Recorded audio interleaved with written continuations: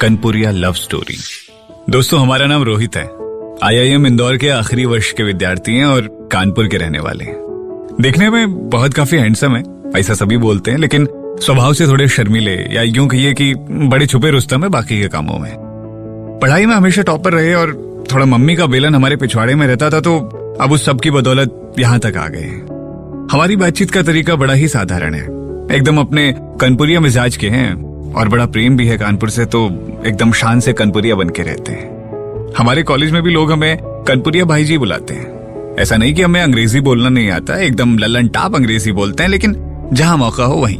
बाकी तो अपना कनपुरिया लहजा ही हमें बड़ा पसंद है, या यूं कहो कि शान है। भैया जरा जल्दी चलाइए टैक्सी, हमारी ट्रेन नहीं छूटनी चाहिए। इकलौते मामा की शादी है और हम कतई अफोर्ड नहीं कर सकते आज की ट्रेन मिस करना।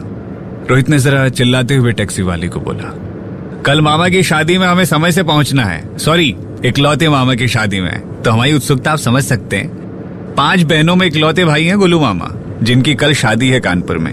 बड़े मानगन से उनका रिश्ता तय हुआ है, सो सब बहुत खुश हैं, सब अच्छे से निपट जाए। रोहित की मम्मी सबसे बड़ी बहन है और रोहित सबसे बड़े भांजे।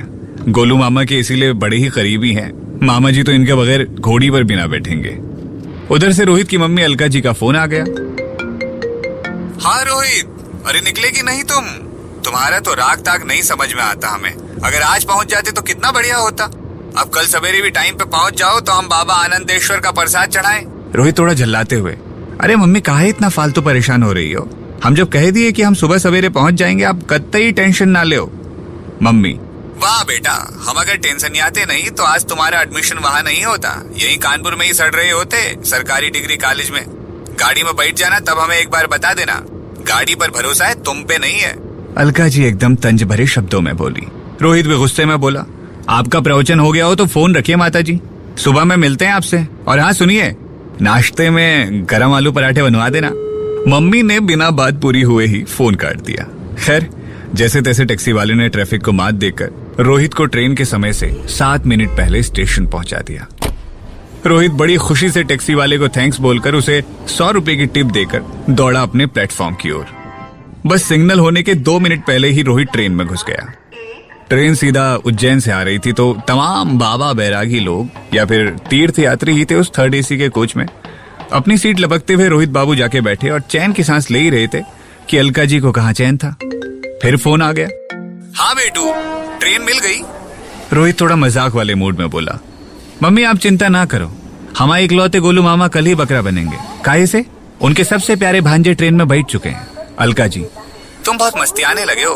और थोड़ा हंसते हुए बोली, अब बस मामा के बाद तुम्हारा नंबर है, सुन रहे हो?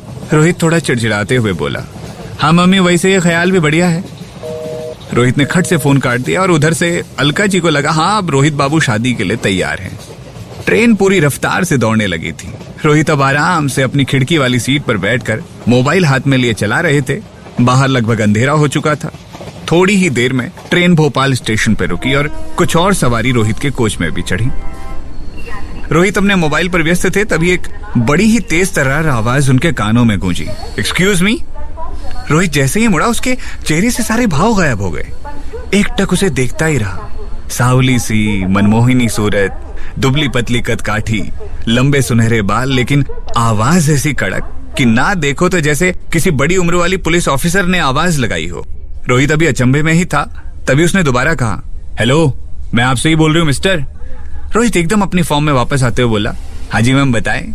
रोहित बड़े प्यार से बोला, ये खिड़की वाली सीट मेरी है, तो आप जरा वहां से शिफ्ट हो जाइए अपनी सीट पर। एकदम बुलंद और कर्कश आवाज में लड़की ने बोला। रोहित मन ही मन बड़बड़ा रहा था, भगवान बेचारी के साथ बहुत ही बुरा किए। इतनी भोली सूरत और आवाज से एकदम से लड़ासी, लेकिन कुछ कहो भैया, है बड़ी भौकाली। देखो कहीं से कोच में आते ही हर आदमी का ध्यान मैडम जी अपनी ओर खींच ली है। सबके चारों तरफ ऐसा लग रहा है जैसे वायलिन बज रहे हैं। खैर हमें का लेना देना। रोहित सीट के दूसरे कोने में जाकर दुबक के बैठ गया। थोड़ी देर में लड़की भी अपनी खिड़की वाली सीट पर सेट हो गई और वो अपना मोबाइल हाथ में लेकर कान में हेडफोन लगाकर कुछ सुन रही थी और साथ में कुछ देख भी रही थी। तब तक उसका फोन बज गया। शायद उसकी माँ का फोन था। हाँ मम्मा, हम बैठ गए हैं आराम से ट्रेन में, आप बिल्कुल भी चिंता मत करो, मैं सुबह पहुंचकर आपको फोन करती हूँ। बस आप एक बार बुआ जी का एड्रेस मैसेज कर दो, तानिया दीदी को बोलना वो कर देंगी। उधर से माँ ने बोला, बेटा अपना ध्यान रखना। इधर से बेटी ने बोला, जी मम्मा आपकी सौम्या अब बड़ी हो गई है, इतना चिंता मत करो। उनकी बातें आसपास बैठे सभी लोग सुन रहे थे। रोहित फिर से मन में बड़बड़ाया, इनको देख लो जरा, कतई परवाह नहीं है अगल बगल बैठे लोगों की। अब इनका नाम सबको पता है, भैया ये है गजब भौकाली सौम्या मैडम। सबके मुंह देख के तो यही लग रहा है कि कब सबके सब जाकर उन्हें आई लव यू सौम्या बोलने वाले हैं। खैर थोड़ा समय बीता और रोहित को आने लगी नींद, तो सोचे लाओ सौम्या जी से कहें कि सीट खोलें। क्या लेकिन हिम्मत ही जवाब दे गई।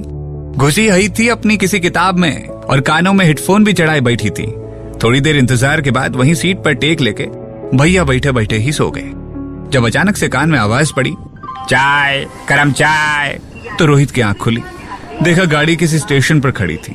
सौम्या जी जाग रही थी, किताब बंद थी और खिड़की के बाहर टुकुर टुकुर निहार रही थी बैठी। अब सोने के बाद रोहित के अंदर का कनपुरी अपन थोड़ा जाग गया और सोचा चलो थोड़ा मैडम से बात की जाए। चूंकि मैडम को देख के नहीं लग रहा था कि उन्हें कहीं दूर दूर तक नींद आ रही थी, रोहित ने धीरे से कहा, एक्सक्यूज मी। मिस उन्हें घूरते हुए देखी, भवें अपनी ऊपर चढ़ाए, यस बोलिए। मैंने कहा जी दरअसल हमें नींद नहीं आ रही थी, तो क्या आप इससे पहले मैं अपनी बात पूरी कर पाता। सौम्या जी तो बौखला उठी और झिड़क पड़ी हमारे ऊपर। व्हाट डू यू मीन, नींद नहीं आ रही तो सोइए ना आप, क्या मैं आपको लोरी सुनाऊंगी। उनकी रफ्तार थामते हुए बोले, अरे नहीं आपने हमारी पूरी बात ही नहीं सुनी, हमें ये बीच वाली सीट खोलनी है। और बिना सुने ही आप तो हमारी क्लास ही लगा दी। सौम्या को अपने कहे पर थोड़ी शर्मिंदगी महसूस हुई, तो उसने सॉरी बोला रोहित को। फिर बोली, जी बस अगले स्टेशन तक बैठिए, हम कुछ खाना ले लें और फिर आप सो सकते हैं। अभी करीब रात के 9 बज चुके थे। ज्यादातर लोग सो ही गए थे, बस एक आध ही अजगे बैठे थे, सौम्या जी के सोने का इंतजार कर रहे थे हमारी तरह। अरे भैया हम तो सो ही नहीं सकते थे, क्योंकि मैडम उठेगी तभी हमें सीट मिलेगी ना, वो बीच वाली। अब हम भी चुपचाप बैठकर अपना मोबाइल निहारने लगे। तब तक गोलू मामा का फोन आ गया। जी हाँ, वही मामा जिनकी कल शादी है। हेलो रोहित बेटा, तुम यार अभी तक आए नहीं, ऐसे कैसे काम चलेगा। यहाँ सुबह से सब भड़बड़ मची है, तुम्हारी कमी है यार। मामी तुम्हारी 4 बार पूछ चुकी है, समझे भाई, भांजे साहब कहाँ हैं। रोहित, अरे मामा बोलने दो यार, हमें बस गाड़ी में बैठ चुके हैं और कुछ ही घंटों की दूरी है कानपुर से। भला आपकी शादी हमारे बिना हो सकती है क्या यार, कैसी बात कर दी आप। अच्छा और सुनो, जरा वो तैयारी सब है ना, कुछ कमी बेसी तो हमें बताओ, हम सब जुगाड़ करते हैं आके। मामा, यार तुम्हारी मामी कह रही कि डांस करो कल साथ में, और यार हम आज तक डांस नहीं किए गुरु, बताओ जरा, कुछ तुम ही हो जो कुछ कर सकते हो अब। रोहित, आप चिंता ना करो कतई, हम आपके परम संकट मोचन कानपुर पधार रहे हैं, सब निपटवा देंगे। रोहित जोर जोर से हंस रहा था और सौम्या रोहित को घूर रही थी और मनी मन सोच रही थी, कितनी जोर जोर से बात करता है, दिखने में हैंडसम है लेकिन जबान से तो एकदम जाहिली है। उधर रोहित का फोन खत्म हुआ। फोन रखते हुए उसने सौम्या की तरफ देखा और बोला, कल हमारे मामा की शादी है कानपुर में, बस उन्हीं का फोन आया था। सौम्या थोड़ा हंसते और सरकास्टिक हंसी के साथ बोली, जी मैंने सुना सब, और आप उनके डांस का जुगाड़ करने वाले हैं। दोनों जोर से हंसे। रोहित, आपको पता है ना सौम्या जी, हर चीज का जुगाड़ होता है हम कनपुरियों के पास। सौम्या ने हंसते हुए कहा, तो मामा के डांस का जुगाड़ कैसे कर रहे हैं आप। रोहित थोड़ा सर खुजाते हुए बोला, अब बोले हैं कुछ तो करना ही होगा, वैसे बुरा ना माने तो क्या आप ही कुछ सुझाओ जरा। सौम्या थोड़ा उसके ऊपर हंसी और बोली, अभी तो सब जुगाड़ था, अब कहाँ गया।